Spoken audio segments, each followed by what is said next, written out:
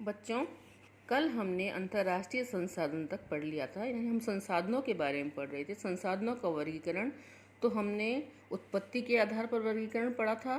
उत्पत्ति के आधार पर जैविक और अजैविक। फिर समाप्यता के आधार पर पढ़ा था नवीकरण योग्य जिन्हें पुनः बनाया जा सके, अनवीकरण योग्य यानी जिन्हें पुनः नहीं बनाया जा सके।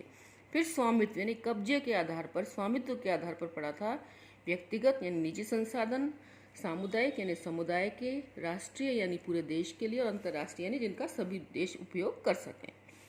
अब अगला वर्गीकरण है विकास के स्तर के आधार पर, यानी विकास के स्तर के आधार पर किस तरह के संसाधन कितने प्रकार के कहाँ कहाँ पाए जाते हैं उनके बारे में बताया जाएगा। विकास के स्तर के आधार पर पहला संसाधन है संभावी संसाधन, यानी संभावना है जो विद्यमान तो है किसी प्रदेश में।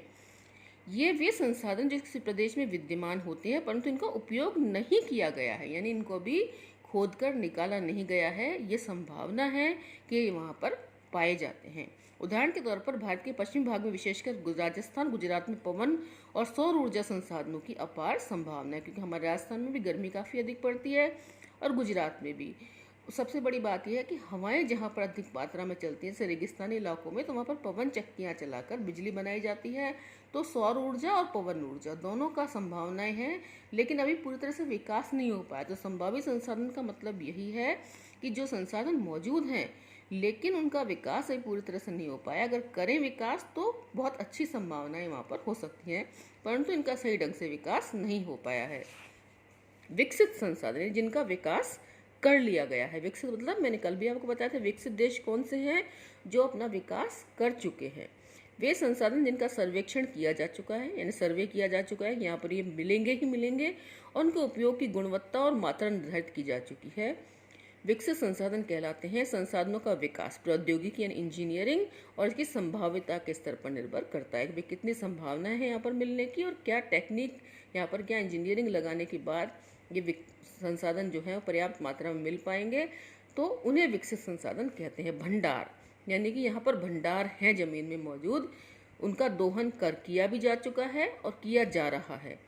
पर्यावरण में उपलब्ध वे पदार्थ जो मानव की आवश्यकताओं की पूर्ति कर सकते हैं परंतु उपयुक्त प्रौद्योगिकी के अभाव में उनकी पहुंच से बाहर है, यानी कि उनको निकालने का प्रयास किया जा रहा है, लेकिन अभी वो इंजीनियरिंग नहीं आ पाई है लोगों के पास, अभी वो टेक्निक नहीं है कि उन्हें, हमारे पास इतनी प्रौद्योगिकी नहीं है कि उनको भंडारों को निकाला जा सके।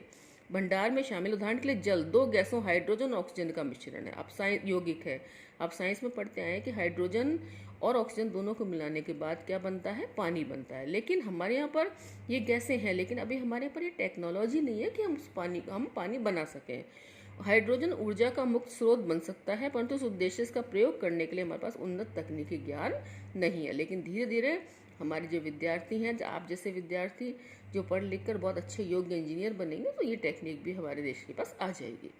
संचित कोश यानी कि जो जमीन में भंडार हैं, यह संसाधन भंडार का ही हिस्सा है जिन्हें उपलब्ध तकनीकी ज्ञान की सहायता से प्रयोग में लाया जा सकता है, परंतु इसका उपयोग अभी तक आरंभ नहीं हुआ है। इसका उपयोग भविष्य में यानी आने वाले समय में आवश्यकता पूर्ति के लिए किया जा सकता है। नदियों के जल को विद्युत पैदा करने में प्रयुक्त किया जा सकता है, परंतु वर्तमान समय में इसका उपयोग सीमित पैमाने पर हो रहा है।